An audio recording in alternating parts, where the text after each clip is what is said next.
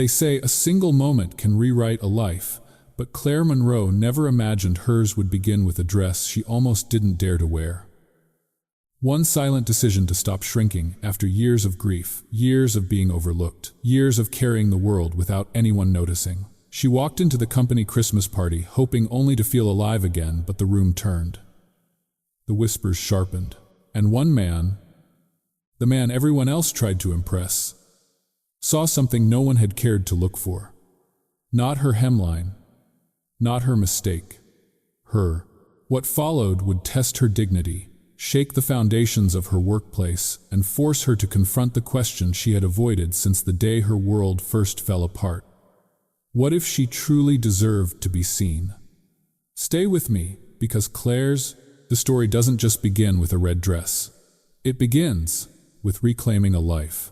The first snow of December tapped lightly against the window, soft enough that Claire Monroe almost missed it. She stood in the narrow bedroom of her duplex, the one she had lived in for nearly 12 years, holding two dresses in her hands. One hung from a thin plastic hanger, navy blue sensible, the kind of dress that never invited comment and never drew attention. She'd worn it to every work function for the past 5 years. Safe, invisible, predictable. The other dress lay across her bed, like something that belonged to another woman entirely. A short red dress, simple in shape, bright enough to startle her every time she looked at it. She had bought it on clearance last spring, on a day when she had dared briefly to imagine herself trying again at life after losing Mark. But she'd folded it, tucked it behind winter sweaters, and pretended the moment of courage had never happened. Outside, a car door slammed. A neighbor called out to her dog. Life went on in its usual rhythm, and Claire stared at the red dress as if it were a question she didn't know how to answer. The company's annual Christmas party was only an hour away, an upscale hotel downtown. Too much glass, too much light, too many confident people who laughed loudly and never worried about where to place their hands or how much space they took up. She'd already pictured herself, as she always did, standing near the back of the room with a club soda, nodding politely, blending into the carpet. It was what she was good at, blending in. Years of it. Years of being reliable, steady, the woman who carried entire projects on her back without complaint. The one who trained new hires, fixed numbers, caught mistakes, stayed late, and slipped out of rooms without ever being missed. You could run a company on women like her, she sometimes thought, but no one would ever say her name out loud. She lifted the red dress. Its fabric shimmered slightly under the bedroom lamp, and something in her chest tightened. She remembered another winter 3 years ago when Mark had been lying on their old couch, wrapped in blankets, fighting the illness that had stolen so much from him. She had been folding laundry when he looked up at her, with eyes still full of warmth. "You're allowed to take up space, Claire," he had told her, reaching for her hand. "Even after I'm gone. Especially after I'm gone." At the time, she'd laughed it off. She was too tired, too scared, too busy keeping the roof over them during months of medical bills. Taking up space felt like a luxury for other women, women untouched by grief. But tonight, in the quiet of her room, the memory settled on her like a gentle weight. She set the navy dress aside and touched the red one again. It frightened her the way a sudden bright sunrise frightens a person who has lived in shadow too long. She took a deep breath. Then, with hands that trembled just slightly, she slipped the red dress over her head. The fabric hugged her differently than she remembered, soft, warm, almost forgiving. She smoothed it down, noticing the shape of her legs, the curve of her shoulders. A part of her wanted to pull it off immediately, fold it away, forget she'd ever tried. She caught her reflection in the mirror, a woman of 38, hair pulled back loosely, a faint scar near her collarbone, a hint of softness at her waist. She didn't look young, she didn't look old, she looked alive. More alive than she had in years, and that scared her even more. In the kitchen, the clock ticked louder than usual. She needed to leave soon if she wanted to catch the red line before traffic thickened. She reached for her long black coat, then hesitated again. She could still change her mind. There was still time to retreat into familiarity, into the navy blue safety net. Her hand hovered over the coat rack, but then she heard Mark's voice again, softer this time, like something carried by the drifting snow. "You're allowed to take up space." She swallowed hard, pulled the coat over her shoulders, and gathered her keys. At the front door, she paused one last time. A lifetime of habits tugged at her. Be small, stay quiet, don't invite attention, you can't control. Her heart beat too fast. She could almost feel the walls around her life tightening, reminding her how easy it would be to stay the same forever. Her fingers brushed the doorknob. For a breath, she froze. Then slowly, deliberately, she turned it, stepped outside and locked the door behind her while still wearing the short red dress. The click of the lock echoed louder than it should have, final, decisive, almost brave. She stood on her small front porch, snow swirling under the street lamp, and felt something unfamiliar rise in her chest. Not confidence, not yet, but a spark of possibility, fragile and trembling like the first ember of a fire long forgotten. Claire pulled her coat tighter around her and walked toward the street, each step feeling like a quiet rebellion against the woman she'd been for far too many years. Tonight she wasn't going to disappear, not yet knowing that somewhere downtown a billionaire she'd only seen in boardroom photographs would soon notice the woman in the red dress, really notice her like she'd never been noticed before. And for now that possibility hung in the air, delicate and unresolved, as she stepped into the falling snow. The revolving doors of the Lakeshore Grand Hotel spun Claire into a world of warm yellow light and polished marble floors. Music drifted from the ballroom on the second level, a live band playing something soft and brassy, the kind of holiday tune that pretended December wasn't a brutal month in Chicago. She paused at the base of the staircase, tightening her coat around herself. Even with the fabric wrapped over the red dress, she felt exposed, as if every stranger's eye could already see through the wool. But she had come this far, and she refused, at least for tonight, to turn back. At the top of the stairs, an attendant took her coat, revealing the dress underneath. Claire heard the faintest intake of breath from a woman standing behind her in line, but the attendant only smiled and handed her a ticket. She stepped into the ballroom, and all at once, the sound of clinking glasses and laughter washed over her. It was beautiful in a way she had forgotten. Parties could be gold, light glowing over white tablecloths, waiters weaving between clusters of people with trays of sparkling wine, a 20-foot Christmas tree glittering near the windows that framed the Chicago skyline. The river below was edged with ice, reflecting the city's cold brilliance like a second world. Several coworkers noticed her almost immediately. "Claire, you look lovely tonight," someone said, genuine warmth in the voice. Another woman touched her arm lightly. "Red is definitely your color." Claire managed to thank you, though. Her smile felt unfamiliar, like a borrowed expression she wasn't sure how to wear. Compliments were rare in her life, and when they came, she never knew where to place them. But not all reactions were gentle. Near the dessert table, two younger analysts paused mid-conversation to look her over their eyes, tracing a line from her bare legs to her shoulders. One whispered just loud enough for the other to hear, not realizing Claire stood close enough to catch the tone, if not the words. Then, a soft laugh, sharp as the crack of ice on the river. She kept walking, pretending her skin wasn't prickling with awareness. She felt every inch of that dress now. The hem, the sleeves, the space between her and everyone else. At 38, surrounded by women in their early 20s with flawless makeup and bold certainty, she felt suddenly ancient. She drifted toward the back of the room where the lighting dimmed near tall windows. A waiter passed by, offering champagne, and she accepted a glass just to give her hands something to hold. She lifted it halfway, then set it down on a nearby table when she noticed the trembling in her fingers. Across the ballroom, through the shifting sea of sequins and suit jackets, another man entered, separate from the main flow of guests, from a side door near a velvet rope. Ethan Caldwell. He didn't need introduction. His presence tilted the atmosphere the way a gust lifts a curtain. Conversations softened, widened, rearranged themselves subtly around him. His tailored suit fit him perfectly, though the faint wrinkles at his cuffs revealed he'd been in it far too long that day. His tie was slightly loosened, his hair just undone enough to betray exhaustion. He nodded to a few executives who approached, but his eyes were elsewhere, unfocused, scanning without urgency.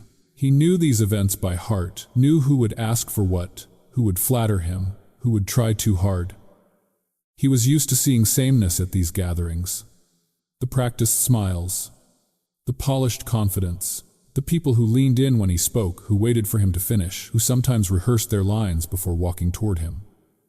But tonight, something in the corner of the room snagged his attention.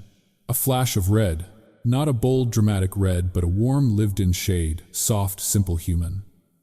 The woman wearing it stood near the window, adjusting the bracelet on her wrist as if trying to make herself smaller. He recognized her face, though faintly. Claire Monroe. He had seen her name countless times in quarterly reports, always in the fine print of operations achievements. He remembered her calm voice during one presentation months ago, steady, precise, and overlooked by everyone except him. But he had never seen her like this. Something in the way she held herself, uncertain but quietly determined, pulled his gaze more strongly than the entire ballroom of people trying to catch his attention. For a long moment, he simply watched. Not staring. Observing. Curious. Maybe sensing a shift in the room, Claire looked up. Their eyes met across the crowd, hers widening ever so slightly, his holding steady. She looked away, first startled, as though she'd been caught doing something she shouldn't. Ethan wasn't sure why, but he kept watching. Claire moved to pick up her champagne again, trying to anchor herself. At that exact moment, someone behind her reached for a passing tray and bumped her elbow. The glass slipped from her hand, falling in a bright arc. It hit the floor with a sharp crack, scattering golden liquid and shards that glittered under the ballroom lights.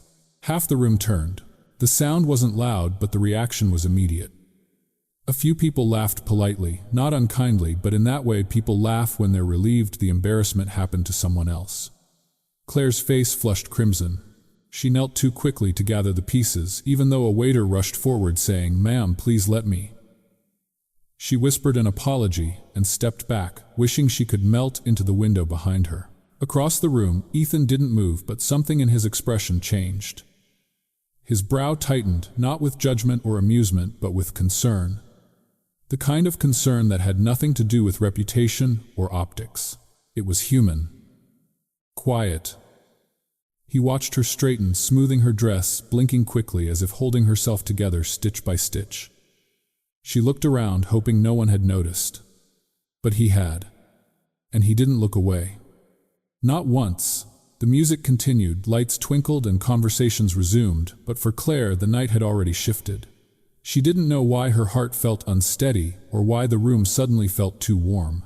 She only knew she wanted to find air or space or something gentle to lean against before the walls tilted again. The city lights outside flickered like a distant promise, but she couldn't reach for it, not yet. Not knowing that someone across the room was still watching, still wondering about the woman in the red dress who didn't seem to realize she had just changed the energy of the entire evening. For a moment, the ballroom returned to its usual rhythm, music flowing, laughter, rising conversations weaving into a warm but hollow tapestry. Yet Ethan Caldwell stood near the far entrance, as though the world around him had dimmed, leaving only one point of color in the entire room, the woman in the short red dress. He tried to pull his gaze away, but something held him there, not attraction, not yet, but recognition of a different kind. A quiet presence in a world built on noise. He knew what it felt like to stand in a crowd and feel both too visible and unseen at the same time. It was a feeling he'd spent a lifetime trying to outrun. His mind drifted, carried backward like a tide, pulling him to places he rarely visited. Before the private elevators and corner offices, before the tailored suits and chauffeured cars, before any of the things that made people talk to him with either awe or calculation, he saw again the cramped one-bedroom apartment on the south side, where the windows rattled in winter winds and the refrigerator hummed louder than the TV. He'd grown up sleeping on a pull-out couch, sharing the space with a father whose temper rose with every layoff and a mother who worked double shifts until her hands cracked from scrubbing industrial floors. He remembered doing his homework at a wobbly kitchen table, listening to his parents argue softly about overdue bills, promising himself he would build something better, anything better. Something that would lift him out of the life where people dismissed him before he even spoke. And he had built it.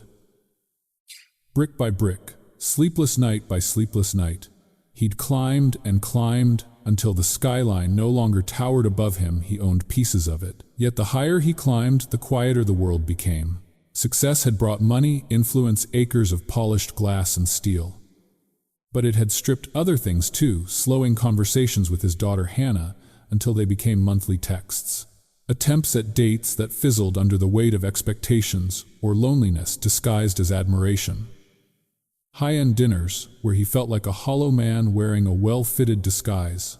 These parties were the worst of it. Everyone wanted something, an introduction, a contract, a reason to say they'd stood beside him. And he played the role well enough, though he always left feeling lighter in the wrong ways, as if parts of him evaporated with small talk. He exhaled slowly. Someone approached Mr. Aldridge, a senior executive with hair perfectly silvered by age and ego. "Ethan, there you are," Aldridge boomed, placing a firm hand on Ethan's shoulder. "The board is dying to hear your thoughts on next quarter's expansion." Ethan followed him into a tight circle of board members and investors. These were men who spoke in numbers and projections, in polished phrases and safe jokes. The conversation shifted quickly into revenue figures and plans for a West Coast acquisition. "You must be so proud, Ethan," one board member said with an admiring tilt of his head. He nodded politely, but his attention wasn't on the numbers. His eyes kept drifting across the room, back toward the woman near the dessert table. Claire stood slightly apart, not isolated, but noticeably quieter than those around her. She was adjusting her bracelet again, shoulders drawn in as if shielding herself. People conversed around her without inviting her in the way they often did with those who didn't demand attention. She didn't look uncomfortable, she looked unsure whether she deserved to be there at all. Ethan watched her tuck a strand of hair behind her ear, then step aside to let others reach the pastries. Every movement, humble, careful, practiced. He recognized that posture. He had lived it once. The conversation behind him blurred. Words like strategic partnership, cultural synergy, and profit margin floated by. He nodded when necessary, but he was no longer really there. Then he heard it. Two younger managers stood a few feet behind him, oblivious to his presence. "Didn't know Claire had knees," one snickered softly. "Thought she was part of the spreadsheet software." The other chuckled, "Yeah, must be the dress. Surprised she even owns one." Their voices were low, but not low enough to hide the sting behind the humor. A flicker of irritation rose in Ethan, not sharp, but deep, settling behind his ribs. Not just because they mocked her, but because it revealed something rotten he'd let grow unnoticed in his own company. A culture where quiet competence became a joke and loud mediocrity strutted unchecked. Aldridge continued Ethan about the integration plans, but Ethan wasn't listening anymore. His jaw tightened by a fraction, his expression cooling into something unreadable. He gave the group a polite nod. "Gentlemen, excuse me for a moment." Aldridge blinked. "Oh, of course. Everything all right, just a moment," Ethan repeated, already stepping away. He wasn't a man who left board conversations lightly. People noticed. Heads turned. A few murmurs drifted through the room. It didn't matter. He walked with the quiet authority of a man who rarely changed course mid-event, and when he did, it meant something significant had caught his attention. Claire saw him too late. She reached for a small plate of chocolate truffles, trying to look occupied, but her hand stilled when she realized Ethan Caldwell, CEO-founder, the man whose decisions lifted or sank entire departments, was walking straight toward her. She blinked, unsure if she was imagining it. Her heart began its uneven beat again, the same rhythm she'd felt when their eyes met earlier. She lowered her gaze, hoping to appear composed. But he didn't stop walking, and when he reached her, the conversations around them softened like the room was inhaling all at once. "Miss Monroe," he said gently, his voice cutting through the noise with unexpected warmth. She turned, startled, her breath catching in her throat. Ethan offered a small, reassuring smile. "I was hoping to say hello." The words hung between them, simple, soft, startling. Around them, people pretended not to stare. And Claire Monroe, standing in a red dress she almost didn't wear, suddenly found herself face to face with the man from the top floor, the one no one expected to walk away from the board to speak to someone like her. The moment lingered, trembled, and didn't resolve, leaving the air charged with something neither of them yet knew how to name. The music softened as the band shifted into something slower, warmer, the kind of melody meant to fill the spaces between conversations rather than stand out. Claire found herself rooted to the spot beside the dessert table, unsure whether to smile, speak, or simply vanish into the crowd. Ethan Caldwell stood in front of her, calm, composed, impossibly out of place, near a tray of peppermint truffles, and for a moment neither of them moved. Then he glanced toward the tall windows and nodded subtly. "The view's better from over there," he said, his tone gentle, almost tentative. "The river reflects the lights just right tonight." He didn't mention the dress, not the spilled glass, not the fact that half the ballroom had watched him cross the room to speak to her. He gave her something far easier to step into, a comment safe enough to breathe inside. Claire let out a small, shaky exhale and followed him toward the windows. Her heels clicked lightly against the polished floor, a sound she hoped no one else heard. She felt eyes on her back, curious, confused, maybe even judgmental, but she forced herself not to turn around. They stopped beside the glass wall that stretched from floor to ceiling. Below, the Chicago River lay still and dark, rimmed with ice that glimmered beneath street lamps. Snowflakes drifted down slowly, softened by the glow. It felt like standing inside a snow globe. Ethan folded his hands loosely behind him as he looked out at the skyline. "Nights like this make the city look gentler than it really is," he said, "almost peaceful." Claire nodded, grateful for the quiet, small talk she could handle. The weight of a CEO's attention, especially his, was something else entirely. Her heart thudded with the awareness that anyone passing by would see them together. She imagined the whispers already forming, little currents of speculation she wouldn't be able to outrun come Monday morning. "You don't have to stay long," she murmured, eyes fixed on the river. "People might think—" He turned to her.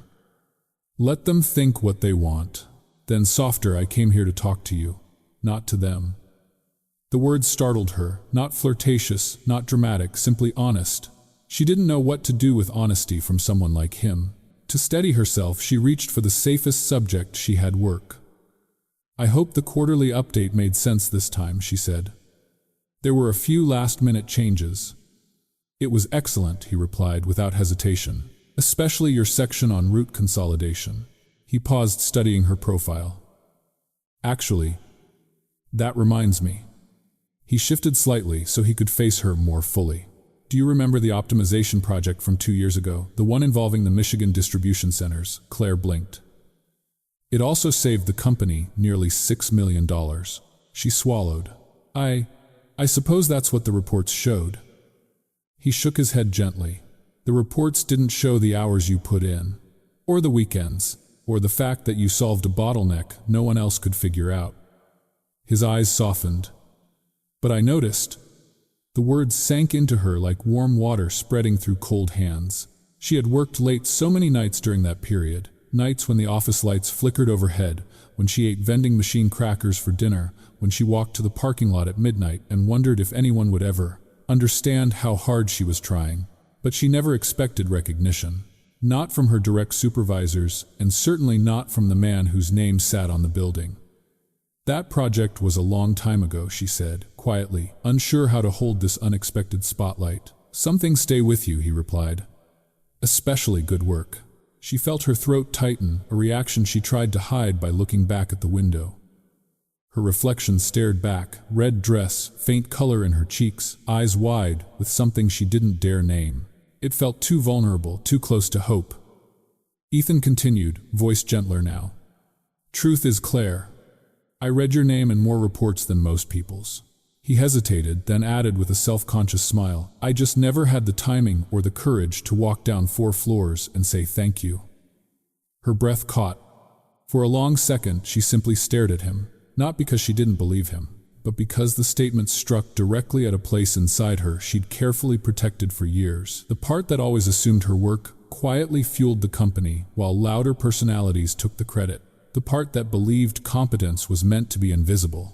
The part that had learned to endure being overlooked. Courage, Ethan Caldwell. Saying he lacked courage to walk into her department, it didn't make sense. It clashed so sharply with everything she believed about him and about herself that she didn't know where to put it. The man who could negotiate multi-million-dollar contracts, who commanded entire boardrooms, who had built an empire from scratch, saying he lacked the courage to speak to her. It was absurd. It was impossible. And yet he had said it without irony, without embellishment. Something shifted inside her, almost imperceptibly at first, like the smallest crack opening in a wall, long thought unbreakable. She wasn't invisible to him. She wasn't background noise. She wasn't the woman everyone forgot existed until they needed an emergency spreadsheet. He had seen her. He had seen her for years. Claire stood very still, aware of the ballroom behind them, the laughter, the music, the hum of 100 conversations, but none of it reached her now. The world felt soft around the edges, suspended in that narrow space between disbelief and recognition. Ethan's gaze lowered ever so slightly, searching her face as if trying to understand what she was thinking. She didn't know how to answer him, not with words, not with anything she could offer without unraveling. Before she found a response, a burst of louder laughter erupted from the center of the room, breaking the spell. Claire flinched, reminded suddenly of where they were, of all the eyes that might be flicking toward them, of all the assumptions already forming. She stepped back half an inch, not enough to be rude, just enough to breathe again. Ethan noticed. He didn't push, didn't try to close the distance. He simply watched her patience in his expression, as if he understood that whatever had shifted inside her needed time. Claire looked down at her hands, then out at the river again, unable to shake the feeling that something delicate had just begun, something she wasn't ready to name. But it was there, quiet, unexpected, and undeniably real, lingering in the space between them, like the faint glow of city lights reflecting off the frozen water. The band shifted into a slow melody, the kind meant to soften the air and give couples an excuse to sway under strings of golden lights. The ballroom grew warmer voices, blending with the music as people drifted toward the center of the floor. Laughter rose above the rhythm, easy, effortless, the kind of joy that didn't belong to someone who still wasn't sure she deserved to be here. Claire stood near the tall windows, still feeling the echo of her conversation with Ethan. A conversation that had somehow made her feel both exposed and seen in a way she hadn't been in years. Her cheeks were flushed, not from the single sip of champagne she'd managed to drink, but from the attention she wasn't used to holding. She needed a moment. Just a small one. "I should get some air," she murmured, though the only person close enough to hear was herself. She excused herself quietly and made her way toward the corridor leading to the restrooms. Her steps were quick but careful, her breath shaky, her mind replaying the words Ethan had said, words she didn't know how to carry without dropping something fragile inside her. "You deserve to be seen." "I noticed. Thank you." She pushed open the restroom door and leaned against the cool marble counter, letting the silence settle around her. Her reflection stared back, eyes bright with something between disbelief and fear. The red dress, the soft curls that had escaped her hair, clipped the faint color on her cheeks. She barely recognized the woman looking back. She cupped cold water into her hands and pressed it gently against her skin, trying to slow her racing heartbeat. "This is too much," she told herself. "You don't belong in conversations with men like him. You barely belong in this room." But another voice, quieter, gentler, rose underneath. "He didn't talk to you because of the dress. He talked to you because he knew your work. He saw you." She wished she could believe it fully. After a few minutes, she straightened her posture, smoothed the fabric of her dress, and stepped out into the hallway with the intention of returning to the crowd with her head held higher. She didn't make it 10 steps. Near the bar, a small group of coworkers stood in a half-circle, drinks in hand. 2 women she recognized from upper management, and a man from logistics she'd trained briefly last year. They didn't notice her approaching, not until it was too late. "Well," one woman muttered, her voice light but edged, "I guess there's more than one way to get a promotion." A soft chuckle followed. "Short dress, billionaire boss. Classic strategy." Claire froze. Her entire body went still, like the moment a deer hears a twig snap in the woods. She didn't turn around. She didn't breathe. She just stood there, back to them, the words burrowing into the softest, most vulnerable parts of her. A hollow sound filled her ears, the ballroom music fading, replaced by the rush of blood and the old familiar ache she knew too well. Her grip tightened around her small clutch until her knuckles turned white. Just like that, she was back in another winter. Back in a hospital hallway that smelled of antiseptic and loss. Back in the months when she worked double shifts to cover Mark's treatments and people whispered behind her back, "She's never here." Well, someone has to make sacrifices. She should be spending more time with him, not at work. No one had seen the nights she spent sleeping in a chair beside his bed. No one noticed the hours she sold of her own life to keep him alive a little longer. They only noticed what they wanted, and now here she was again. Another whisper. Another judgment. Another knife slipped between her ribs with casual cruelty. She felt heat rising behind her eyes. Not anger. Shame. Shame for a crime she didn't commit. Shame for daring to speak with her own boss. Shame for existing outside the tiny box people had put her in for years. She swallowed hard, fighting the instinct to flee. The urge to walk out of the hotel, step into the cold, and let the snow wash this humiliation from her skin. She could picture herself stepping into the night, coat unbuttoned, breath fogging each step, taking her further from the ballroom and everything that had felt briefly, beautifully possible. Her feet shifted. One step back, she could leave. Just leave. It would be so easy. One of the women laughed again, clinking her glass against someone else's. She must think she's suddenly interesting. Claire's breath caught painfully. She thought of Ethan's kindness by the window. His sincerity, the unexpected warmth in his voice. The recognition she had ached for without knowing it. All of it now twisted inside her, tangled up with doubt. What if they're right? What if everything good tonight was just another misunderstanding? Someone would twist into something ugly. What if stepping out of the shadows had been a mistake? For a moment, just one fragile, pivotal moment, Claire felt herself folding inward, the weight of years pressing on her, pulling her back into the safety of invisibility. But she did not move. Not forward, not away, not yet. She stood there trembling, holding herself together with nothing but the thin strap of a red dress and the last pieces of her breath. Behind her, the ballroom lights shimmered on the marble floors, casting reflections that shifted as though the whole world were moving slightly out of place. And Claire Monroe, her back still turned to the voices that wounded her, found herself hovering at the edge of a choice between disappearing, as she always had, or facing the pain she'd carried far too long. For now, she remained suspended in that breathless, aching in-between. Claire didn't remember deciding to move. One moment she stood frozen near the bar, shame burning along her skin like winter wind.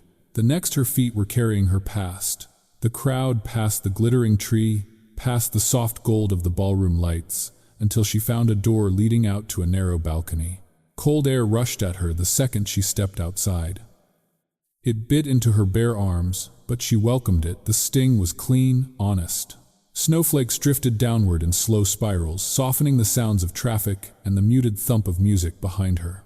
Out here the world felt smaller, quieter, like a place where she could finally breathe without worrying what someone might say. She gripped the balcony, railing, and closed her eyes. The city stretched beneath her frozen river headlights, threading across bridges, the distant whistle of the wind weaving through buildings. She inhaled deeply, trying to steady the shaking in her chest.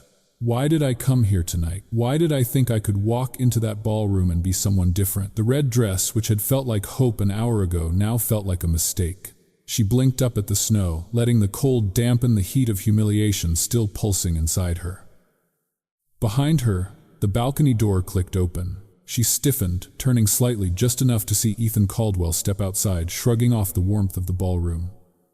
He scanned the balcony briefly before his eyes landed on her. Concern flickered across his face, breaking through the calm mask he wore so naturally. "There you are," he said quietly. "I was looking for you." She swallowed hard. "I just needed a minute." He stepped closer, then paused when he realized she was shivering. Without hesitation, he slipped out of his suit jacket and gently draped it over her shoulders. The fabric was warm, carrying the faint scent of cedar and something clean like fresh paper. "You shouldn't be out here without a coat," he murmured. "I'll be fine," she replied, though her voice trembled. "I just needed to get away from everything." He nodded, leaning lightly against the railing beside her, leaving enough space so she could step back if she wanted. Snow settled in his hair, catching in the lines of his coat. For a moment, neither of them spoke. Finally, Claire let out a broken breath. "I'm too old for rumor games," she said, the words slipping out sharper than intended. Ethan's expression changed, attentive, wounded on her behalf. Did something happen? She hesitated, debating whether to tell him. But the pain was too close to the surface, the balcony too quiet, the night too cold for pretense. "I overheard some coworkers," she admitted, "assuming things about why you were talking to me." His jaw tightened, but he didn't interrupt. "And I just..." She pressed her fingers to her forehead. "I don't want to be fodder for anyone's jokes. I don't want to be the story they whisper about on Monday morning. I've had enough of that kind of judgment to last a lifetime." He angled toward her. "Claire, none of that is your fault." "No," she said softly. But that doesn't stop people. The snow fell harder now, small flakes catching on her eyelashes. Ethan let the silence settle, then said in a low, steady voice, "You don't deserve that. Not after everything you've carried here." She looked at him, really looked, and something inside her cracked open. For the first time that night, she let herself speak honestly. "My husband got sick," she said, voice trembling. 3 winters ago. It all happened so fast, one diagnosis, then another. I worked double shifts to keep his treatments going. And people still said I wasn't doing enough. That I should have been at his side more. That maybe if I'd been a better wife." Her voice broke. Ethan didn't move closer, didn't touch her. He simply stood there, steady as the railing beneath her hands. "When he died," she continued after a long breath, "my world just shrank. I stopped doing anything for myself. I stopped showing up in my own life." She looked down at the red dress. "Tonight was the first time I tried to feel like more than the woman behind the numbers." The admission hung between them, fragile and raw. Ethan turned back toward the city, his voice quieter now. "You're not the only one who knows how small life can become." Claire glanced at him, surprised. He exhaled. "My daughter and I barely speak these days. She thinks I chose the company over her. And maybe she's right. I was so busy building something bigger than myself that I forgot how to stay present for the people who mattered." He paused. "I go home to a penthouse with a view that could make anyone breathless. But some nights I'd trade it all to hear someone say my name because they care, not because they need something." Claire softened the wound inside her, resonating with the empty spaces in his words. He continued, "Success doesn't protect you from loneliness. If anything, it makes it quieter, harder to name." They stood together in the dim balcony light, the snow curling around them in gentle spirals, 2 people who'd spent far too long convincing themselves they were fine. Claire looked at him, at the softened edges of his expression, the man behind the reputation, and felt something shift. A moment rose between them, delicate and charged, the kind that could tilt into something neither of them was ready for. Ethan held her gaze, and for one breathless heartbeat, the distance between them seemed to shrink. But then he looked away, not out of shyness, but out of respect. He rested his hands on the railing, exhaled, and when he spoke, his voice was calm and grounded. "You deserve better than whispers. In dark corners, Claire," he said, "at work and in life." The words landed deep, steady as snowfall on quiet streets. Claire felt them settle inside her, warm, surprising, and achingly kind. She didn't respond right away. Couldn't. The city lights blurred through her tears, and the world around her felt suspended between hurt and something that might one day heal. Behind the balcony door the music swelled, but out here only the quiet mattered. And Claire found herself standing at the edge of a moment she wasn't ready to leave yet, didn't know how to step into either. Monday morning felt colder than the night she'd stood on the balcony. The sky over Chicago was a flat, unbroken gray, the kind that pressed down on the city like a weight. Claire stepped into the office building with a travel mug of coffee. She couldn't taste her stomach, tightening with every step toward the elevators. The warmth of the hotel ballroom was gone. In its place, fluorescent lights, the echo of keyboards, and the low hum of people pretending not to watch her. She walked into the open-plan office booths, clicking on the polished floor. Conversations drifted around her until she passed each cluster of desks, then softened, then stopped entirely, as if someone had pressed a mute button. She didn't have to look up to know eyes were following her, sliding away when she turned even slightly in their direction. A few coworkers nodded politely, too politely, smiles too tight, too bright. The 2 young managers who'd laughed at her during the party practically leaped out of her way as she passed their cubicles. "Morning, Claire," one of them said, his voice a shade too careful. "Great job on your presentation last week," the other added, as if saying something nice might shield him from accountability. Claire murmured, a greeting, her face composed even as dread curled slowly through her chest. She had been through enough office politics to recognize the shift, a kind of collective, bracing the way people acted when they sensed something brewing beneath the surface. She reached her desk, set down her bag, and logged in. Her email inbox was overflowing with post-holiday messages, system reports, meeting requests. But one message stood out. Subject: appointment time 10:00 a.m. From Human Resources. Please come to HR at 10:00 a.m. We'd like to do a quick debrief about the holiday event." Her heart dropped. Not quickly, slowly, heavily. She read it again and again. A debrief. She knew that word. It never meant quick. It never meant casual. It meant someone had said something. Someone had reported something. Someone had decided her presence near Ethan Caldwell required explanation. Her pulse thudded. She leaned back in her chair so no one could see her expression, letting the weight of the message settle before she breathed again. Of course, this would happen. She closed her eyes, remembering the whispers. Short dress, billionaire boss. Classic strategy. A sickening twist rolled through her stomach. She made it through the next hour without really hearing anything. The clatter of typing, the ring of phones, the murmur of a morning meeting, it all blurred together. At 9:58, she stood smoothing her blouse and tugging the hem of her cardigan down, as if that could somehow make her smaller, less noticeable. She walked down the hallway to HR, each step landing heavier than the last. The HR office was painted a soft beige, the kind chosen to feel neutral, but rarely succeeded. A woman named Patricia, warm-eyed but professionally distant, greeted her with a smile that didn't quite reach her eyes. "Thanks for coming, Claire," Patricia said. "This won't take long."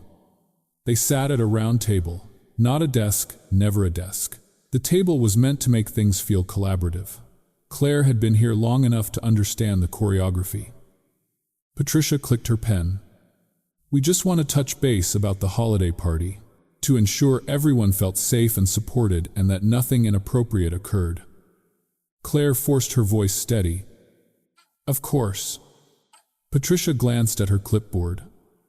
"A few employees mentioned seeing you and Mr. Caldwell spending time together. That's perfectly fine, of course, but in situations involving leadership, we're required to check in." Another HR rep, a younger man with a polite smile, added, "And we have to ask about alcohol consumption. Did you have more than one drink?" "I didn't even finish one," Claire said carefully. Good. Patricia nodded. "And just so we cover everything, there's the matter of professional boundaries at company events. It's important we maintain appropriate interactions across all levels." Claire felt heat rise in her chest, not embarrassment this time, but something sharper, more defensive. She waited a beat before speaking. "Is someone suggesting that my interaction with Mr. Caldwell was inappropriate?" "No one's accusing," Patricia said quickly. "Employees simply expressed concern, and we have to take every concern seriously." Concern. The word felt like a blade slipped beneath politeness. And the younger rep added lightly, "There were some questions about dress code. Not an issue, but again part of our checklist." Claire inhaled slowly. "The red dress. Of course."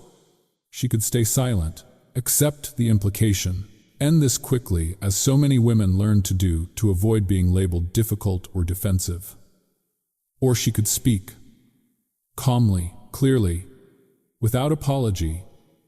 "I'd like to be very clear," she said, her voice steady despite the tension coiling inside her. "Nothing inappropriate happened at the party. I spoke with Mr. Caldwell about my work. That's all." Patricia nodded, but Claire wasn't finished. "And as for what I wore," she continued, lifting her chin slightly, "it was a tasteful dress, appropriate for the event. I won't apologize for it." A beat of silence followed, a silence that felt like stepping onto thin ice, but refusing to retreat. Patricia's expression softened, almost respectful. "Thank you, Claire. We appreciate your clarity. This is simply a procedural check-in. You're not in trouble." Claire nodded, though her pulse was still uneven. The meeting ended politely, cordially, professionally, but as she stepped back into the hallway, closing the HR door behind her, something inside her trembled, not just with anxiety, but with the fragile strength of someone who had chosen for once not to let shame swallow her whole. Still, doubt hovered like a shadow. Had she done the right thing? Would this blow over or become fuel for even more whispers? She didn't know. She only knew she was tired, so very tired of being treated like she had something to hide. She walked slowly back to her desk, the fluorescent lights buzzing overhead like a reminder that courage didn't always feel like triumph. Sometimes it felt like surviving the smallest battles without falling apart. The 42nd floor always felt colder than the rest of the building. Claire had been there only a handful of times, brief presentations, annual updates, and each visit left her feeling as if the air itself held its breath. This morning was no different. She stood outside the tall glass door marked E. Caldwell, smoothing the front of her sweater with hands that wouldn't stay still. An email had arrived less than an hour after her meeting with HR. Please come to my office at 1130 A.M. Ethan. No explanation, no tone to interpret, nothing but the quiet weight of 12 words. She tried to steady herself. She told herself this was routine. She told herself not to expect fairness. She told herself many things she didn't believe. Inside the office, Ethan Caldwell paced slowly near his desk, jaw tight, the morning sun casting long bars of light across the floor to ceiling windows behind him. He had just finished a briefing from HR, one delivered with soft smiles and soft threats wrapped neatly in the language of corporate concern. They had spoken of protecting the company. They had spoken of guiding employees toward professional boundaries. They had even delicately mentioned dress expectations for staff at executive-attended functions. The implication was subtle, but not subtle enough. Ethan felt something cold rise in him. Not jealousy, not indignation about his own reputation, but a deeper, older anger. The kind he felt whenever someone used power to shame those who didn't have any. He had worked too hard, climbed too far to allow that kind of quiet rot inside his company. When the knock came, he turned at once. "Come in." Claire opened the door slowly, shoulders pulled tight as if expecting to walk into a reprimand. She stepped inside, stopping just short of the desk. Her eyes darted briefly to the skyline, then to him. "I received your message," she said, voice careful. "Please," Ethan gestured to the chair across from him, "sit." She did, though. Her posture stayed rigid, hands folded in her lap like she was bracing for impact. He simply looked at her, really looked, and saw the exhaustion behind her composure. "Claire," he said, "finally HR came to speak with me this morning." Her breath hitched. He saw it. She looked down, preparing for what she thought she already knew. He leaned forward slightly. "Before I say anything else, tell me what they said to you." She drew in a shaky breath. "They asked about alcohol and boundaries, and whether I understood the importance of appearances." Her voice tightened. "And they implied I should reconsider how I dress for company events." She paused, but no one said anything directly. He closed his eyes briefly. The restraint it took not to show anger was visible only in the slight tension at the corners of his mouth. "Claire," he said, voice low but controlled, "you did nothing wrong." She blinked, startled. "I thought HR." What HR implied, he cut in gently, was a reaction to other people's assumptions, not your actions. Her shoulders softened only a fraction. He continued, his tone firm and steady. "I seek out employees at events all the time. I talk to people about their work. I ask questions. It's part of my job as a leader. And your work deserved acknowledgement. That is why I approached you." Her fingers tightened together, a habit of bracing herself against doubt. "I don't want this to cause trouble," she murmured, staring at the edge of his desk as though it might offer protection. "You are not the cause," Ethan said. "The whispers are." She hesitated. "People think I know what people think," he said quietly. "And I know how fast those thoughts can turn into something unfair." The room grew still. She raised her eyes to him, then something vulnerable, flickering beneath the surface. "So, what happens now?" Ethan leaned back in his chair, expression sharpening not with anger but with decision. "What happens now," he said, "is that we correct the narrative." Claire frowned, slightly unsure what he meant. He pulled a notepad toward him, wrote something quickly, then tore the page free and set it aside. "I'm sending a written clarification to HR," he said. "It will state that I initiated our conversation at the party, that it was related to your work, and that you conducted yourself entirely professionally at all times." Her lips parted in surprise. "You don't have to." "Yes," he said, firm but kind, "I do." She shook her head slightly. "HR might think you're just trying to protect me. I'm not protecting you." He met her gaze fully. "I'm protecting the truth." The words hit her harder than she expected. He continued, "And I'll make it very clear that no further guidance is necessary for you. If there is training or clarity needed, it's not on your part. A breath she didn't realize she'd been holding slipped from her chest. "Ethan." Her voice was soft, uncertain. "Won't this create more questions?" Maybe, he admitted. "But letting an unfair implication stand would create worse ones." She sat back slightly, trying to absorb this moment where someone powerful wasn't using his position to offer silence or distance, but to offer integrity. "Thank you," she said quietly. "I didn't expect." "I know," he replied. "You're used to fighting battles alone." Silence stretched between them, gentle, not heavy. Her eyes lowered to her hands again. "It's just, everything feels so fragile right now." He nodded slowly. "It is fragile, but it's also fixable." Then, in a softer tone, "You deserve clarity, not suspicion. You deserve respect, not whispers." She swallowed hard. He stood then, slowly, deliberately, not to intimidate but to give her space to breathe. He walked to the window, looking out at the city as if grounding himself before the next step. "When I built this company," he said quietly, "I promised myself it would be better than the places I worked growing up. I don't always succeed." He turned toward her again. "But I can fix what I see." She rose from her seat too, instinctively mirroring his movement. "Claire," he said, his voice gentler than she'd ever heard it, "if anyone should feel uneasy after that party, it shouldn't be you." Her breath trembled, but she managed a small nod. He paused, then added, "I'll send HR the email today." She stood there, absorbing the weight of what he had done, what he was willing to do, not for favor, not for optics, but because it was right. As she left his office, closing the door softly behind her, her heart was still unsteady. But the tremor wasn't all fear anymore. Somewhere beneath the anxiety, something steadier had begun to form, something like trust. Something like the first hint of safety after a long season of standing alone. 3 days had passed since the HR meeting and the quiet storm that followed. Claire had returned to her routine, arriving early, keeping her head down, producing flawless work. The whispers had softened but hadn't disappeared. They lingered like faint echoes in the corners of the office, too quiet to confront but too present to ignore. She tried to bury herself in spreadsheets and logistics reports. Numbers, at least, didn't judge. Numbers didn't assume.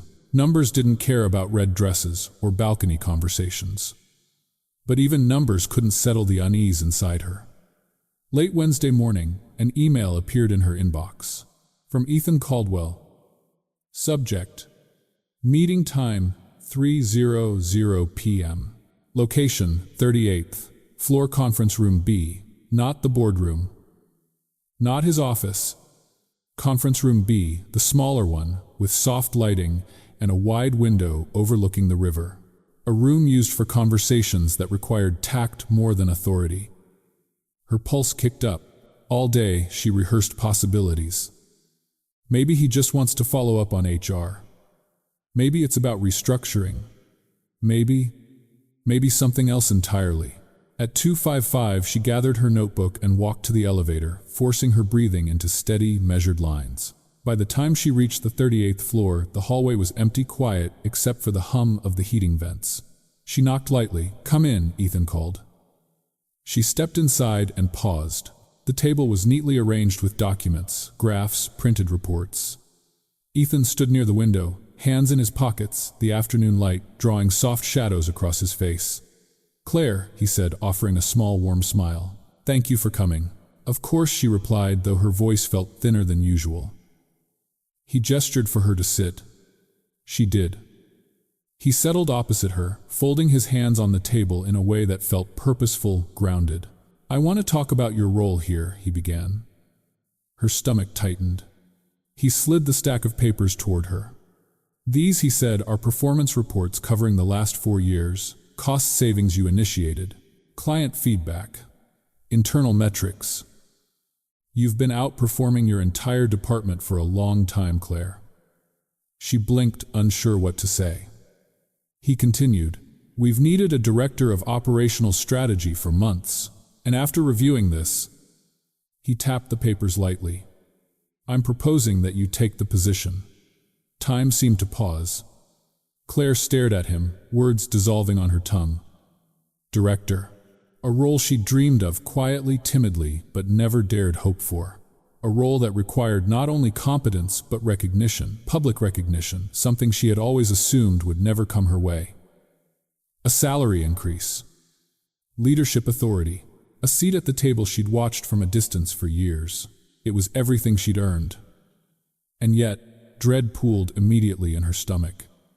Images flashed behind her eyes, her coworkers whispering, HR's polite, sharpened questions, the red dress she almost didn't wear. She forced herself to breathe. I don't know what to say. Say you'll think about it, Ethan replied gently. Her hands trembled around the papers. She set them down carefully as if they might break. Ethan, she said softly, are you sure this won't look like I traded a red dress for a corner office? The question slipped out before she could stop it, raw, vulnerable, humiliating. A flicker of emotion crossed his face, not annoyance, something like sorrow that she'd even feel the need to ask.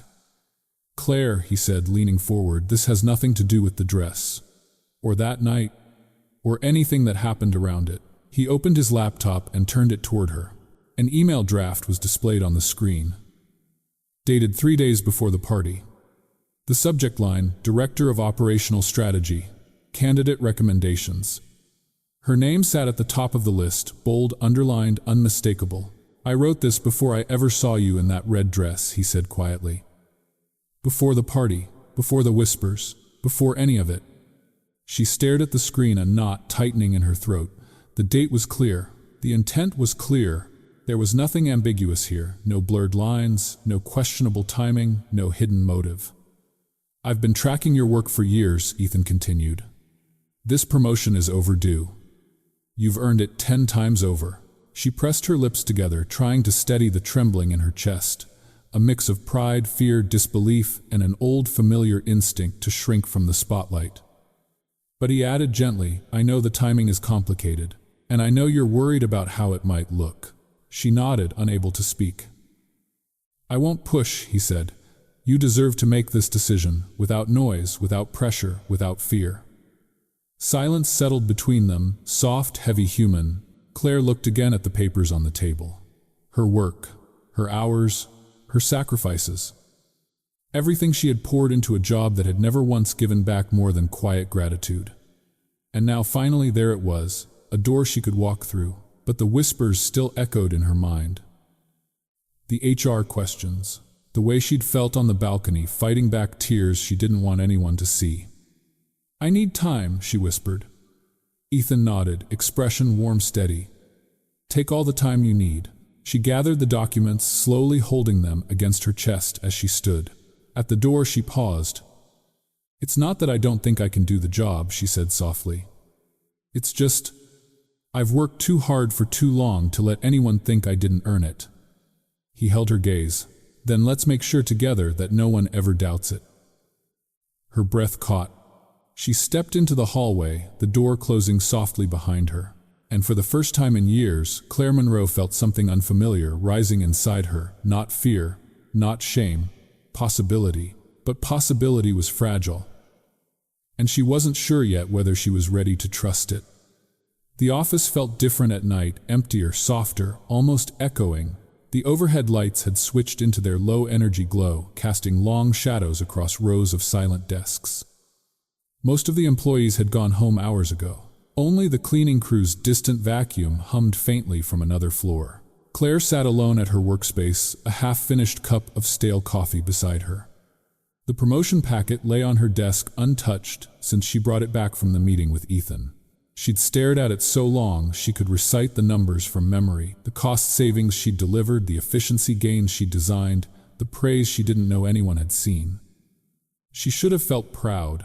Instead, she felt unsettled, caught between the warmth of recognition and the cold undertow of doubt. She didn't doubt her abilities. She doubted the years of silence that surrounded them. Finally, unable to sit still, she stood and walked toward the archive room down the hall. It was a small, windowless space filled with filing cabinets and boxes of printouts dating back a decade. She'd gone there countless times over the years for old spreadsheets or forgotten reports. Tonight she went for something different, answers she hadn't known she needed. The room smelled faintly of paper and dust. She clicked on the overhead lamp, its harsh white light illuminating the narrow aisles. Claire began pulling old project folders, starting with the Michigan optimization project Ethan had mentioned. She sifted through pages of meeting notes, timelines, annotated drafts of her proposals. Everything looked familiar, but then tucked inside one folder she noticed something odd. An email printout. One she didn't recognize. It was forwarded by her former manager. Subject, Executive Summary. Final version. She scanned the content. The summary described the project's success in elegant detail. Cost reductions. Efficiency improvements. Strategic alignment. Every idea was hers. Every line traced back to spreadsheets she'd built and diagrams she'd drawn after midnight. But her name appeared nowhere. She felt a faint tightening in her chest. She pulled more files. Another summary, her name moved to the bottom. A team recognition memo, her name omitted entirely. A promotion proposal recommended for her, then denied with a vague note scribbled at the bottom. Timing not ideal. Revisit next cycle. She sank onto a small metal stool, papers fanned around her like pieces of a puzzle she'd never realized she was part of. Her mind reeled backward through the years, all those late nights, all those weekends, all the ideas she'd offered in meetings only to watch someone else present them later. All the praise she overheard going to people who had hovered near her desk long enough to understand her work, then carried it upward. She had assumed invisibility. She had assumed she wasn't the type to be noticed, but now seeing the evidence, she realized invisibility wasn't an accident. It had been constructed around her brick by people who found it easier to shine when someone else's light was dimmed. Her hands trembled slightly as she gathered the papers. A part of her felt vindicated. She had not imagined the imbalance all those years. But another part of her ached deeply, mourning time she'd spent believing she wasn't enough. She didn't hear the footsteps at first. Only when the door creaked open did she look up, startled. Ethan stood there holding 2 takeout coffees in a cardboard tray. His tie was loosened, his sleeves rolled to his forearms.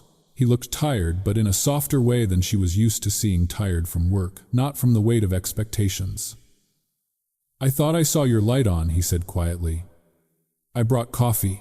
I wasn't sure if you'd still be here, but—" His voice trailed off as he took in the scene, the open file boxes, the scattered papers, Claire sitting on a metal stool like she'd been dropped into the past. He stepped inside, slowly closing the door behind him. "Claire, what is all this?" She held out the printouts with stiff fingers. Old reports, old emails. He set the coffees on a nearby filing cabinet and took the papers from her. As he read the lines around, his eyes tightened. His jaw set, the muscles in his shoulders pulled taut beneath his shirt. He looked up. "This is your work." "Yes, but your name." "Exactly," she whispered. He went back to the documents, flipping pages, scanning, frowning deeper with every line. When he reached the promotion proposal, his breath caught. "This was 3 years ago," he said, voice low. She nodded. "It was never mentioned to me." He stared at the note, timing not ideal, and shook his head in disbelief. For a long moment, he said nothing. He closed the folder slowly, carefully, as if the pages were heavier than paper.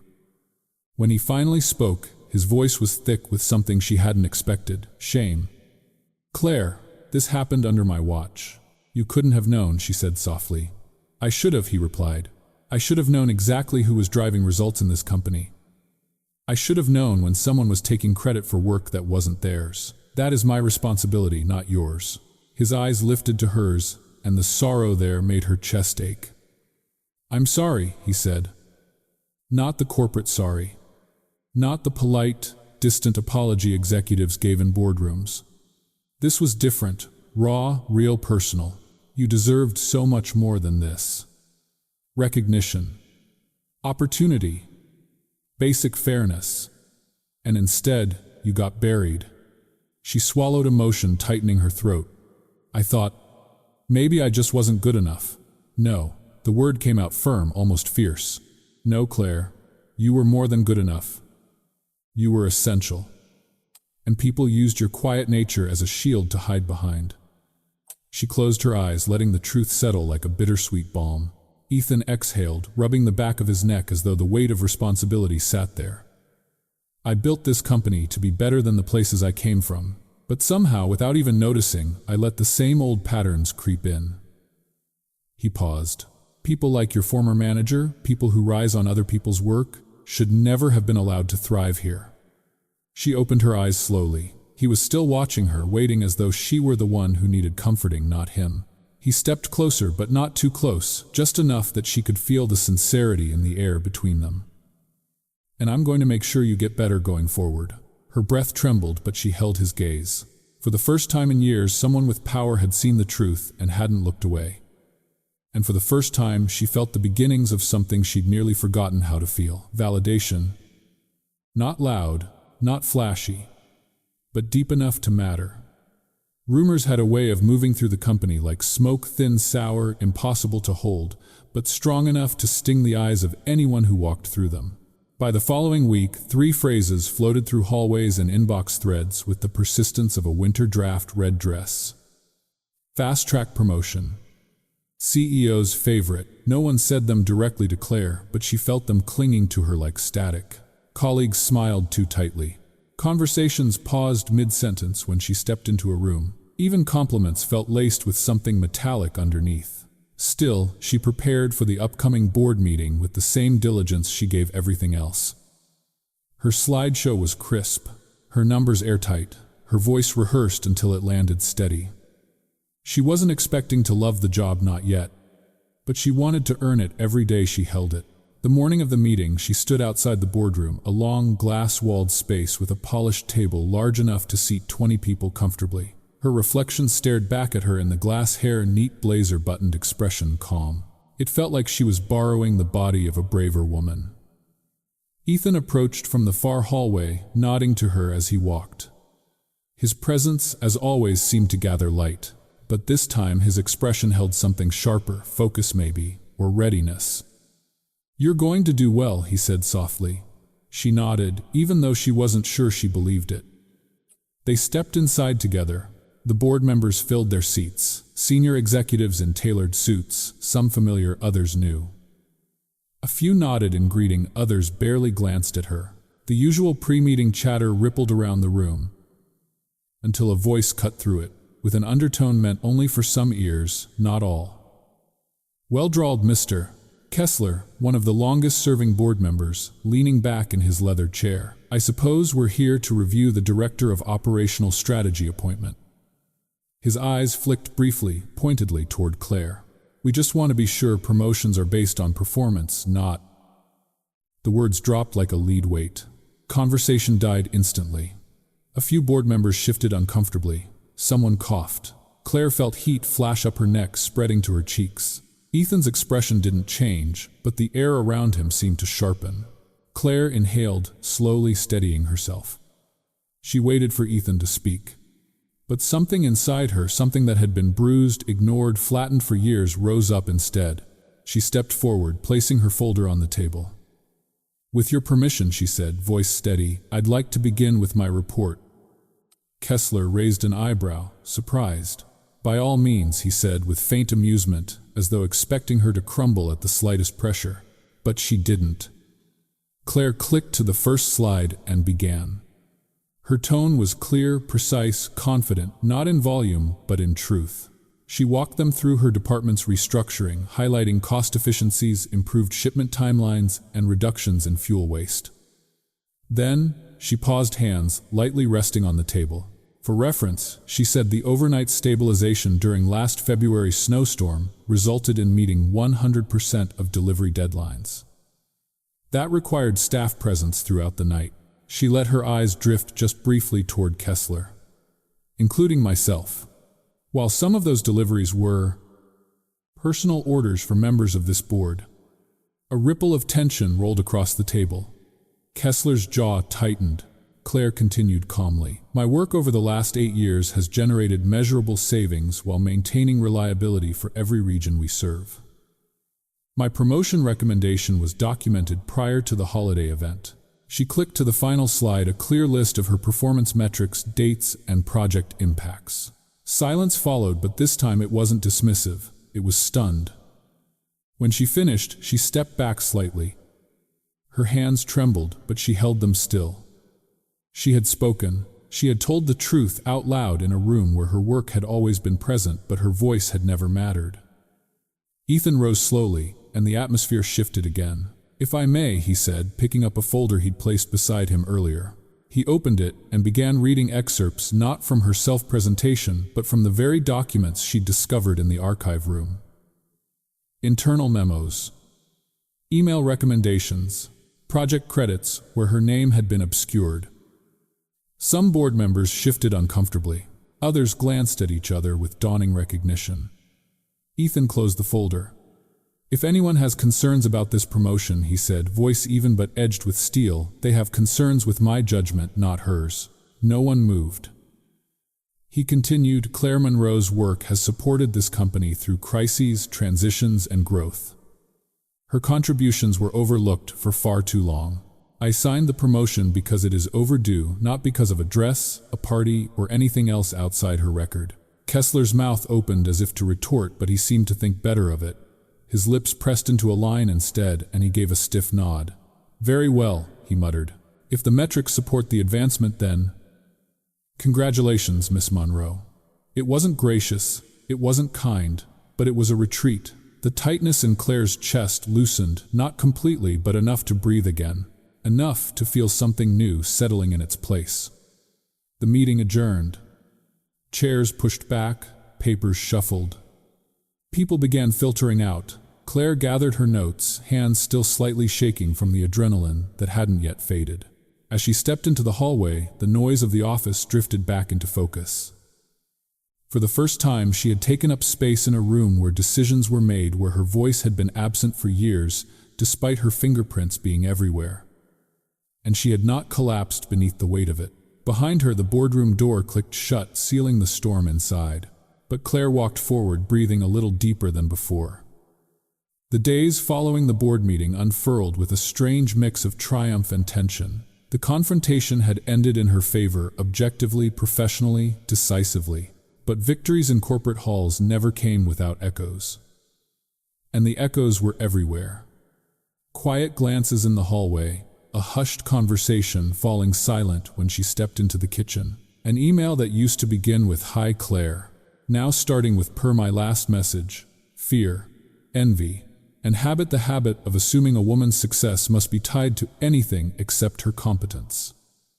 Claire kept her posture straight and her work spotless. But even strength had its limits, and the strain crept into her shoulders, her temples, the way she exhaled at her desk. On Thursday evening, as most employees packed up, she received a short message: "Would you have dinner with me?" Not about anything personal. About reality. She stared at it for a long moment before typing back, "Yes." Not because she needed reassurance, but because she needed clarity.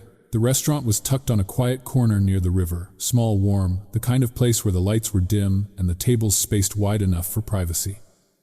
Claire arrived first, choosing a booth near the window. The city lights shimmered on the icy surface of the water outside. Ethan arrived a moment later, breath fogging in the cold air as he pulled off his coat. "Thank you for coming," he said, as he sat across from her. "Thank you for inviting me," she replied. A waitress brought warm bread and 2 coffees. Neither of them reached for the bread.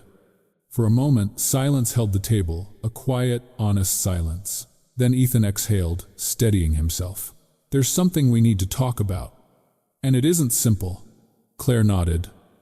"I know. The whispers are getting louder," he said. "I hear them. You hear them. And you shouldn't have to live under that kind of scrutiny while doing the job you've earned." She folded her hands around her coffee cup.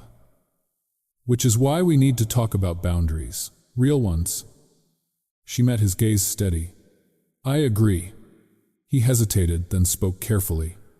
"Claire, I'd be lying if I said I didn't think about you outside of work." Her breath caught, not in shock exactly, but because hearing it aloud made the air shift. She didn't respond immediately. She let the words settle in the warm space between them. Ethan continued, his voice low and sincere. "But I won't let my feelings, whatever they become, dictate your career path. I won't be the man people already assume I am." Claire studied him, the man who had stood beside her in the boardroom, who had apologized for damage he hadn't directly caused, who had begun seeing her long before that red dress. She chose her words with the same care he had chosen his. "I won't be the story people tell when they want to gossip about how women get ahead," she said. "I worked too hard to let anyone rewrite that truth." He nodded. "I know you did. And if anything ever happens between us," she added quietly but firmly, "it has to be in a way that doesn't undercut my dignity or your responsibility." Ethan's eyes softened, not with romance but with respect. "That's exactly why we're here," he said. "To set lines we won't cross." She took a small breath. "Then let's set them." He leaned back slightly, giving her space to lead. "No more late-night one-on-one office drinks," she said. "Agreed." His expression said it before his lips did. "No secret texts about personal matters during business hours," she continued. He nodded. "Fair and wise. And if something grows between us," she said, her voice almost a whisper, "we address it openly, not quietly, not in corners. And if it becomes too complicated, I'll move departments. Or companies." A flicker of something pain maybe passed through his eyes. But he didn't argue. "That's your call," he said gently, "and I'll support whatever helps you feel protected." She allowed herself a small breath of relief. Then Ethan spoke again, one final truth given as an offering, not a request. "Claire," he said quietly, "I don't want to lose your talent or your presence, but I refuse to cage you even unintentionally. Your reputation matters more than my feelings." Warmth rushed through her chest, unexpected, unsteady, deeply human. She nodded. "Thank you." They sat there for a while, letting the coffee cool, letting the weight of mutual respect carve clearer lines around them. Outside, snow drifted lightly over the river, the wind whispering along the icy banks. Inside, two people marked the boundaries of something tender, not to diminish it, but to protect the fragile shape of what it might one day become. When they stood to leave, their hands brushed for the briefest moment. Neither of them pulled away too quickly. Neither lingered too long. Just enough to acknowledge the truth, and enough to honor the distance that truth required. Claire stepped into the crisp night air, feeling steadier, clearer, but as she walked toward her car, she couldn't help wondering. Could something beautiful still grow within lines drawn to keep it safe? The thought lingered with her, warm against the cold. A year can shift the ground beneath a person in ways quiet and monumental all at once. For Claire, the shift wasn't dramatic, it was gradual, like spring light slowly melting the edges of a long winter. Day by day, week by week, she found herself taking up more space without apologizing for it. By December, she felt steadier than she had in years. Her office on the 34th floor held signs of a life rebuilt, color-coded systems awards from industry groups. Recognizing her new logistics model, handwritten notes from younger employees thanking her for mentorship. People now came to her, not because she was the one who quietly made things work in the background, but because she was Director Monroe, a name spoken with respect. The whispers had faded, not because people had stopped gossiping. Offices never changed that much, but because the narrative could no longer stick. Her work, her leadership, her presence in meetings, all of it told a louder truth. And as the new Christmas party approached, she realized something. This year, she wasn't dreading it. She was ready for it. On the evening of the event, Claire stood once more in front of her open closet. But this time, the feeling was different. The small bedroom wasn't filled with doubt or the echo of old insecurities. Instead, she felt a kind of quiet pride. Two dresses hung side by side. The short red dress, the one that had changed everything, not by being bold, but by letting her see the parts of herself she had hidden. Next to it, a new knee-length black dress, simple, elegant, with clean lines and sleeves that made her feel strong. Draped across the hanger was a soft red scarf she'd bought on impulse earlier that week. Her hand touched the red dress briefly, a smile tugging at her lips. Not tonight. She reached instead for the black dress. Then lifted the scarf, its deep crimson, a whisper of last year's courage. She looped it gently around her neck. A reminder, a promise to herself. A thread connecting who she'd been with, who she'd become. The hotel ballroom looked almost exactly as it had the year before. Warm yellow lights, a towering Christmas tree, the band tuning their instruments, the Chicago skyline shimmering through tall windows. But when Claire stepped inside the room, didn't swallow her the way it once had. People noticed her, and not because of a dress. "Director Monroe, good to see you. Can I ask your thoughts on the Northeast routes? Your new metrics model brilliant." My team is already implementing it. Colleagues approached her with genuine warmth, leaning in to hear her opinions, laughing at her dry wit, treating her as an equal, no, not equal, as someone whose presence steadied a room.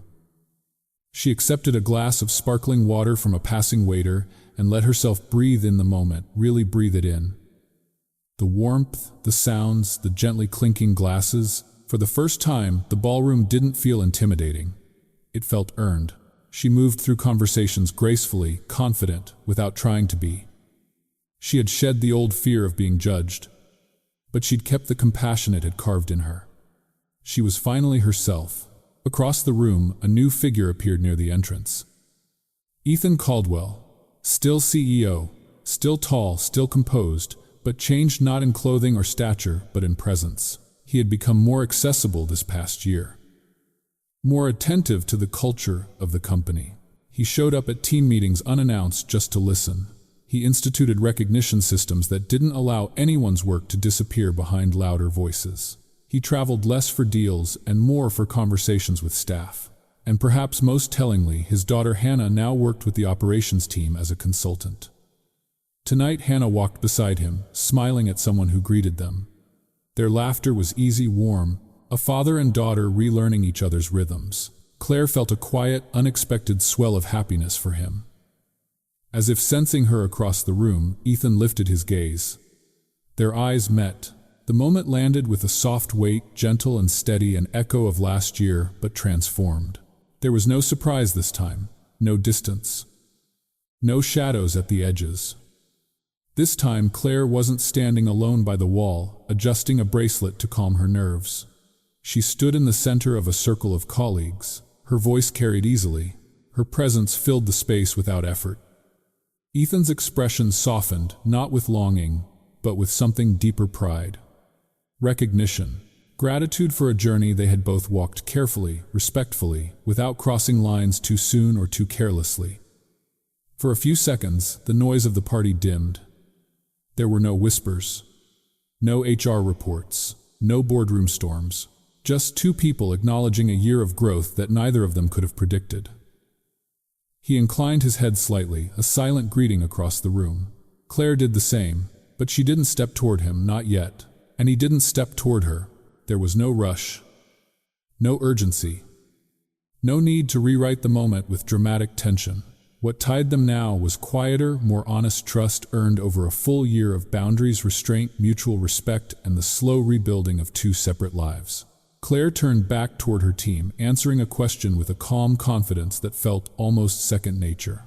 But in the corner of her vision, she saw Ethan moving through the crowd, pausing occasionally to greet people listening attentively.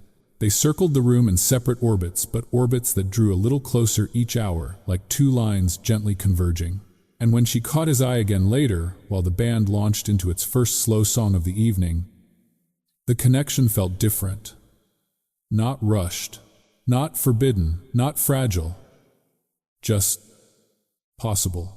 The kind of possibility built not on a dress, a rumor, or a moment of chance, but on steady steps, hard truths, and a year of becoming more than either of them had been before. As the music swelled, Claire let herself smile, small, real, warm. She wasn't the woman in the shadows anymore. She had stepped fully into the room. Claire stepped onto the balcony long after the music had slipped into its slower, softer cadence. The cold outside caught her breath for a moment, but it no longer startled her the way it had that first winter night. Snow drifted in the air, thin, wandering flakes, settling on her scarf like small, glowing embers. Below her, the Chicago River shimmered faintly under streetlights. The city hummed with the same distant energy she'd once felt shut out from. But tonight, she felt strangely connected to it, as if she could feel the pulse of every quiet victory she'd earned this year. She rested her hands on the railing, letting the cold metal ground her. "I thought I might find you here." Ethan's voice came from the doorway, gentle, careful, as if asking permission without words. She turned the wind, lifting the edge of her scarf as he stepped onto the balcony. He waited a beat before moving closer, giving her space to say no. She didn't. He came to stand beside her, leaving just enough room for the night to settle between them. "It's snowing again," she murmured. "It is," he said, looking out over the river. "Same night, same hotel. But not the same people. She smiled faintly at that. They stood quietly for a moment, watching the snow drift through the amber light. "You handled the boardroom beautifully," he said. "Thank you. I wish the burden hadn't fallen on you." She shook her head. It wasn't a burden. It was overdue. Ethan studied her for a moment, something warm threading through his expression. "You know," he said slowly, "I've thought about that red dress many times this year. I'm sure half the company has." He smiled, not the polished CEO smile, but the one she'd learned belonged only to him. "I don't think about it the way they do. I think of it as the night you stopped apologizing for being here. Not the night I couldn't look away." Her breath caught, not because of flattery, but because of the truth beneath it. She turned back toward the city. "I didn't wear it for you," she said quietly. "I wore it to remember I was still alive, that I could choose myself again." He nodded slowly. "You did, and I just happened to be looking in the right direction." Snow landed on her hair, melting instantly. She tightened the scarf around her neck. "People like to turn moments into stories," she said, "especially when they don't understand the work that came before them."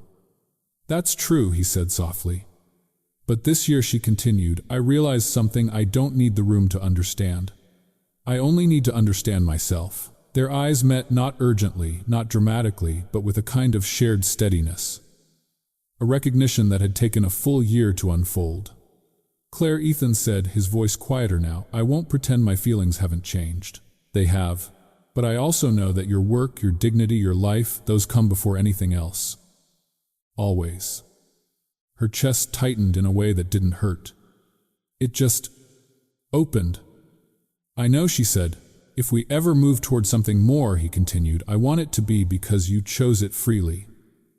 Not because of circumstance or gratitude or company politics. And not because either of us needs saving," she added. "Yes," he agreed. "Exactly that." They fell into silence, not avoiding anything but letting the honesty settle between them. Then he inhaled, steadying himself. "Would you?" He paused, choosing his words with the same care they had chosen their boundaries. "Would you like to have dinner sometime, off the company clock? No work talk, no hidden agenda, just two people seeing where a conversation might go." Her lips curled into a quiet, genuine smile. "Only," she said, "if we talk about more than operations, metrics, and quarterly projections." He laughed softly, warm, surprised. "I think I can manage that." "Then, yes," she said. The balcony felt peaceful again, but not empty. Nothing felt rushed. Nothing felt fragile. It was simply a beginning, one shaped by respect, not rumor, by truth, not fear. They didn't touch. They didn't need to. The moment itself was enough. Later that night at home, Claire hung her scarf over the back of her chair. The soft red fabric glowed in the lamplight, subtle, steady, alive. And she understood finally that the turning point of her life had never been the billionaire's gaze across a crowded ballroom. It was the moment she chose to step out of the quiet corner of her own story. The moment she decided to be seen, not because someone powerful noticed her, but because she finally noticed herself. And from that place, anything felt possible. Sometimes, healing begins where we least expect it. Not in dramatic moments, not in grand gestures, but in the quiet decision to stop hiding from our own lives. Claire didn't change because someone powerful noticed her. She changed the moment she decided she was allowed to take up space again, even if her hands were trembling while she did it.